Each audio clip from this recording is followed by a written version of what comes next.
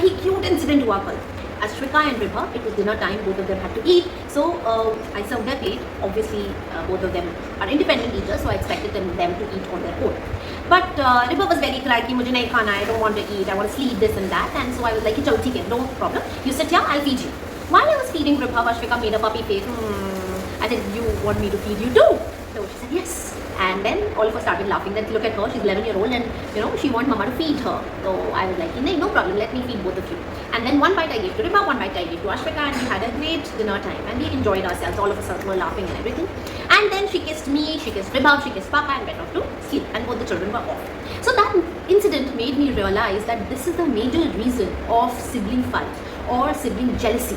Why? Because the older ones feel jealous of the little one. That from the time the little one has come, mama is not giving time, or her priority has changed, the child feels insecure. So the only tip I would like to give you today is, if you are a mother of 2 kids, make sure you give me time to each child separately. Give them that time, give them that support, give them that naughty time, give them that date time. And I also go for mini dates with Ashwika so that she feels that mama loves her so much and she's always there with me.